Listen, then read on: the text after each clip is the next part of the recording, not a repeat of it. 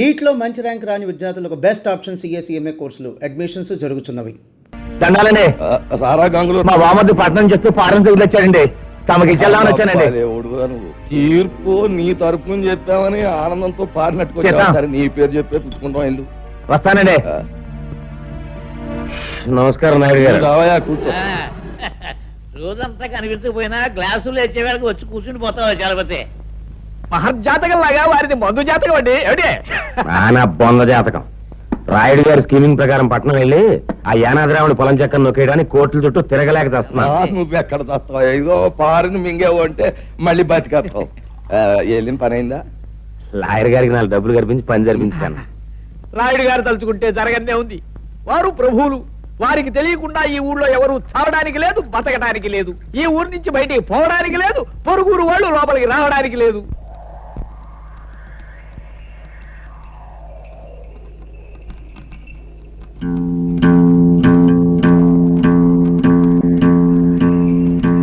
అరివో సాంబా గురు, ఇప్పుడు మనం ఏం చేస్తున్నారా? ఈ ఆట కొట్టి చూపిస్తావు గురు. నువ్వు ఎప్పుడు కరెక్టే. తాజా వార్త, తాజా వార్త.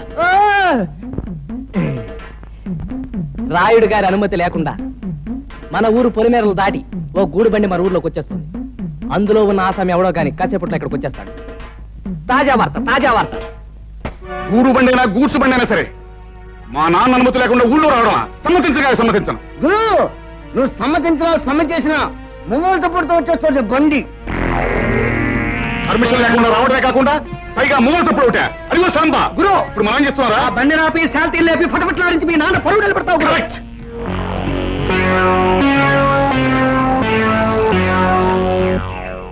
రేయ్, బండిలో పడుకున్న బాట్కోనాయాల పర్మిషన్ లేకుండా ఈ ఊళ్ళో కాలెడితే తలగిరిపోతుంది తెలుసా?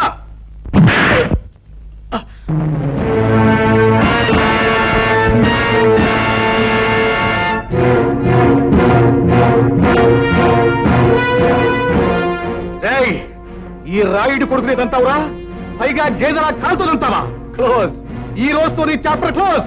అయ్యో సాంబా గురు, ఇవాళ వీడిని మనం ఏం చేస్తున్నావురా? ఈ వేళ వీడి చాప్టర్ క్లోజ్ చేస్తాం గురు.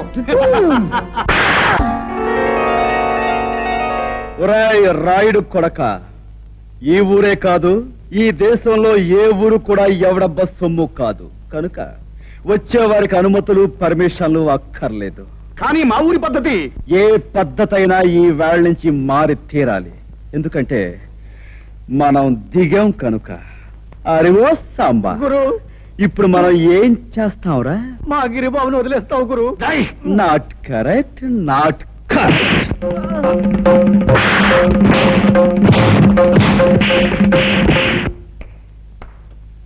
రాయ్, వాడిని తీసుకువెళ్ళి మూతి మీద మొహం మీద కాపురం పెట్టండి.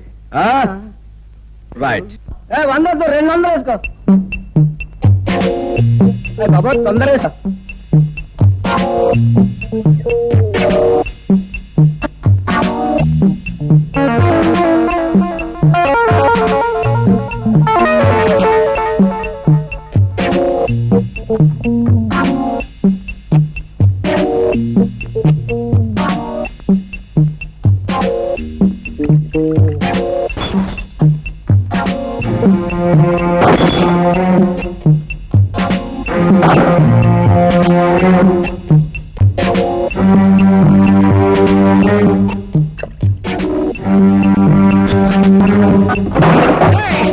ఎవరా నువ్వు?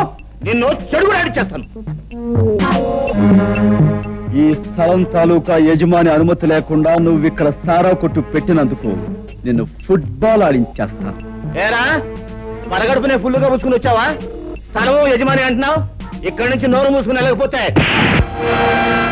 అది అలా నోరు మూసుకో. చూడు, ఈ స్థలం నాది, ఈ ఇల్లు నాది కాదని ఎవరైనా అన్నాడే అనుకో, వాడి తలకాయ లేచిపోద్ది. నువ్వు నీ సామాన్తో అరగంటలో ఇక్కడి నుంచి ఖాళీ చెయ్యకపోతే నిలువున చీరేస్తాను. సంజయ్,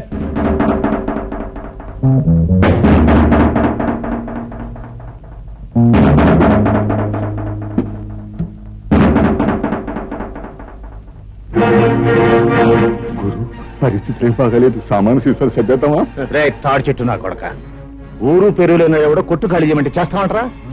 ఏంటి గురు పళ్ళు రాయ కొట్టాను, టేబుల్ అన్ని ఎలిగి కొట్టాను. నోరు మీద లేకపోతే నీ పీకి నొక్కేస్తా. అరగంట పూర్తివాడు అదే చేస్తాడు. నోరు మీద గాడిద. రే భద్రన్న కొడక, అలా గట్టుకడా పక్కీరుగాడు వాడు మనుషులు ఉంటారు. వెనక దాన్ని పోయి తొందరగా తీసుకురా. ఇంకా మీకు 8 నిమిషాలు టైం ఉంది. ఇదిగో నా దగ్గర 2 సిగరెట్లున్నాయి. ఒక్కొక్కటి కలుసుకోవడానికి 4 నిమిషాలు పడుతుంది. ఈ 2 సిగరెట్లు కలుసుకుని నేను గృహప్రవేశం చేస్తాను, గుర్తుంచుకో.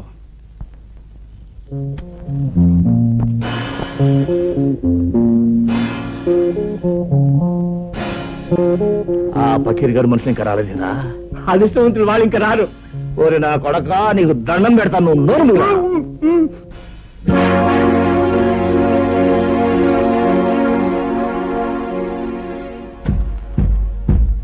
రాయ్ సారా కొట్టు. 2వ సిగరెట్ కూడా వెలిగిస్తున్నాను. గురు వెళ్ళి చుట్టా కాల్చమని చెప్పండి, టైం కలిసి వస్తుంది. వాడు గట్టిగా దమ్ములాగా ఎట్లాడు గురు, నీకు దాటేద్దాం గురు. అదే మంచిదంటావా? గురు ఈ ప్రపంచంలో దీనికన్నా మంచి అవకాశం ఇంకేమీ లేదండి. గురు పకీర్ గారు మనుషులు ఎదుకొచ్చాడు. పకీర్, నీకోసం ఎదురు చూస్తున్నాను. ఆ రోడ్డు మీద కాళ్ళు నిగరదని కూర్చున్నాడే, వాడు నా కొట్టంత బీభత్సం చేశాడు రా. వాడంతా చాల్చాలి. ఎవడు ఆ పిచ్చిగాడ ఫెడేల్మని కొడితే పాడెక్కుతాడు. సరే గాని ముందు మనోడికి మందు ఇచ్చుకో. రాయ్ గంగులు, నువ్వు కౌరంపిన చిల్లర నా కొడుకులు వచ్చినట్టున్నారు. కావాలంటే ఆయుధాలు కూడా తెచ్చుకో. అమ్మ నా కొడక, పెద్ద రుస్తువులా మాట్లాడుతున్నావే.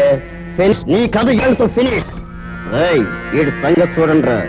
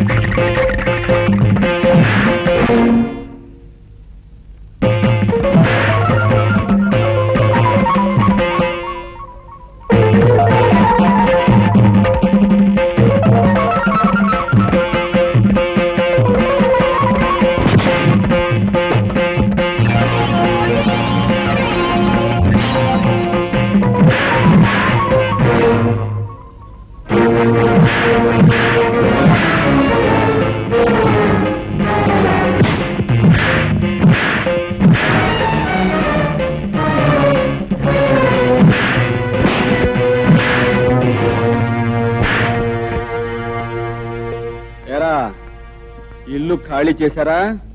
రేయ్, ఇంకా నేనున్నాను రా.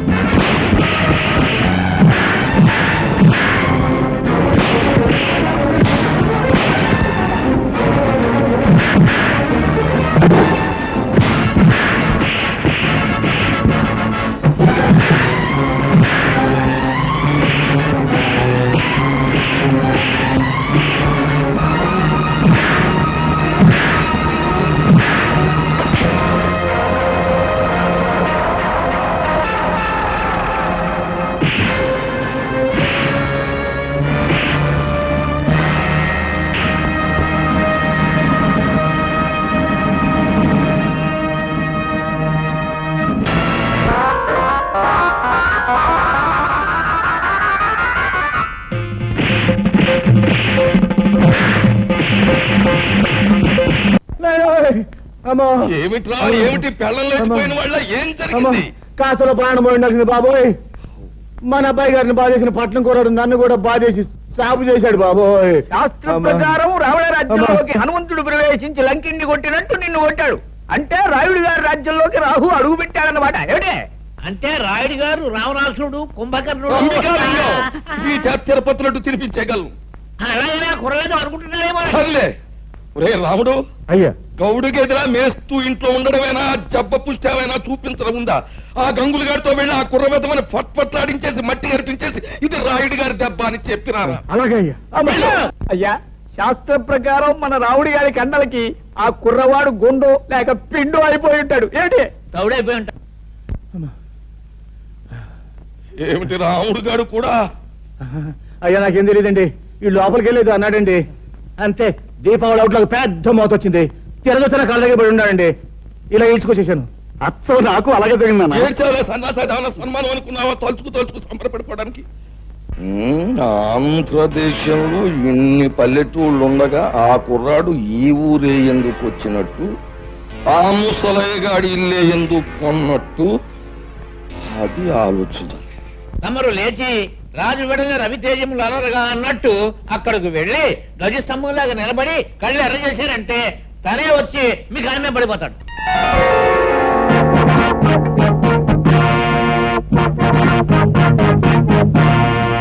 చూడు బాబు, నా పేరు హరి. చాలా చక్కగా ఉంది. Thank you. నన్ను ఈ ఊళ్ళో గంగారాయుడు అంటారు. ఈ ఊరికి పెద్ద దిక్కుని మాట్లాడమే పంతులు. వీరి మాట వేదని చెప్పింది శాసనం. వీరు తలుచుకుంటే ఏమైనా చేయగలరు. ఏమిటి? అయితే కాస్త తలుచుకుని ఇంట్లో సామాన్లు సర్ది పెట్టచ్చుగా. ఓహో, చాలా తెలుగుగా మాట్లాడుతున్నావే.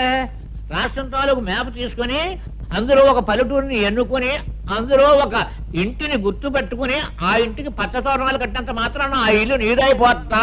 అలా కాకపోవచ్చు, కానీ ఇంటి సొంతదారుడికి డబ్బిచ్చి కొనుక్కుంటే అది నాదే అవుతుంది కాదంటారా? ఆ సొంతదారుడు అయిన గంగులకు నువ్వు డబ్బెక్కడిచ్చావు? వాడిని తన్ని నేను కొన్నది ఈ ఇంటి ఓనరు ముసలయ్య దగ్గర. నాదైనా ఈ ఇంట్లో ఉన్న గంగుల్ని తనటం నా కర్తవ్యం. ముసలయ్య దగ్గర నువ్వు కొన్నావా? నమ్మకం లేకపోతే ఈ డాక్యుమెంట్స్ చూడండి. నేనే చదవాలా?